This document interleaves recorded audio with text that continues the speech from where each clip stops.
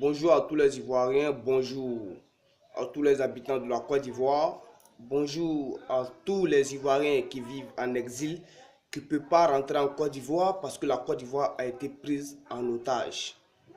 Je salue également tous les Ivoiriens qui se trouvent devant la haie, qui ne font que soutenir jour et nuit Gbagbo Laurent et Charles Blé Goudé. Vous avez le soutien de Carton Noir et je suis avec vous. Alors, chers Ivoiriens, il y a certaines personnes qui font des buzz tout simplement pour se faire connaître dans le monde entier. Et je rappelle qu'il y a plusieurs catégories de buzz. Par exemple, il y a le buzz artistique, le buzz politique, etc. Mais quand tu décides de faire les buzz politiques, il faut que tu sois précis. Parce que c'est le monde entier qui te regarde. C'est le monde entier qui t'écoute. D'abord, tu dois montrer aux spectateurs tu es de quel parti. Si tu es du parti gauche ou du parti droite. Il ne faut pas parler comme si tu n'appartenais à aucun parti. Ensuite, tu critiques le parti opposant. Chaque citoyen est libre de critiquer son gouvernement.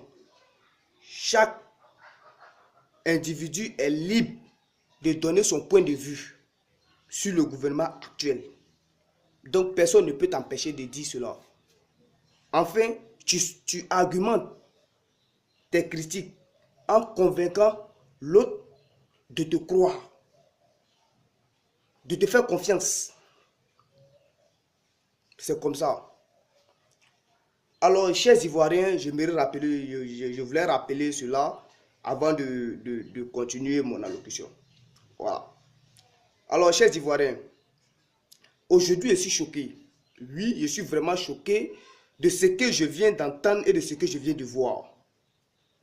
Je vois certains individus qui s'adressent aux membres du FPI en leur disant il ne faut pas qu'ils mettent dans leur tête, dans leur esprit, que sans Gbagbo Laurent, le FPI ne peut pas fonctionner.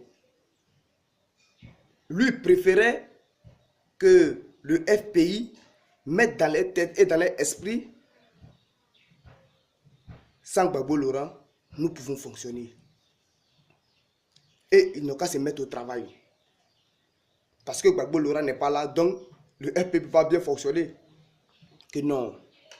Alors moi, je me dis à cette personne-là, quand vous parlez là, réfléchissez.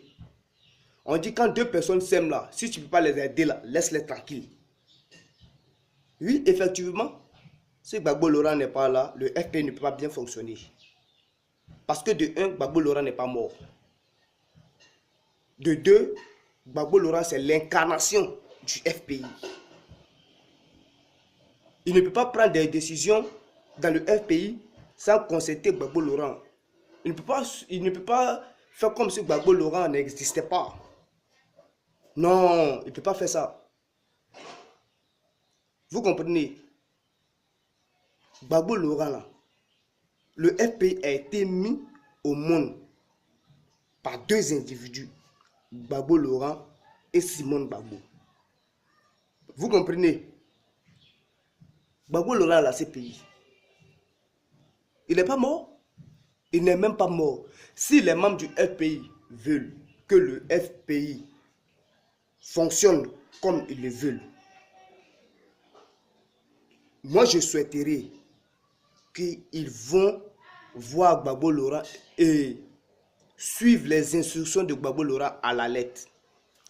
Malgré que Gbagbo Laurent est en prison là, le FPI pourra fonctionner à 50%. Là, s'il sort, elle va bien fonctionner. C'est comme ça, chers membres. Les personnes qui vous disent que non, le FPI peut fonctionner sans Gbagbo Laurent, là, ces personnes vous blaguent. Ces personnes vous voulez vous voir tomber. Mais si vous tombez là, ce n'est pas des Gbagbo Laurent qui vont se moquer. Hein. C'est que vous, ils vont se moquer le plus parce que c'est vous, vous êtes en liberté. C'est vous qui êtes en action. Alors, chers Ivoiriens, moi j'ai confiance en vous et je veux que vous mettiez au travail. Vous faites une réunion Et les personnes qui sont mieux placées dans le FPI vont voir Gbagbo Laurent à la CPI et leur présenter leurs excuses, et puis ils lui demandent qu'est-ce qu'il faut faire pour le bon fonctionnement du FPI. Là, c'est zo. C'est zo. Même si Gbagbo Laurent était mort, même s'il était mort, supposons, je ne sais pas, le FPI allait avoir du mal de se reconstruire. Par exemple, lorsque Félix Houphouët-Boigny est décédé, nous savons tous le truc qu'il a laissé au FPI, et il est au FPI encore, à son parti. Elle a eu du mal à se reconstruire. Moi, je me pose la question même, est-ce qu'à 100%, est-ce que le parti même est bien reconstruit? C'est quoi? Et puis, j'aimerais rappeler à la population de Côte d'Ivoire et au monde entier, toutes les personnes qui ont suivi l'actualité de la Côte d'Ivoire.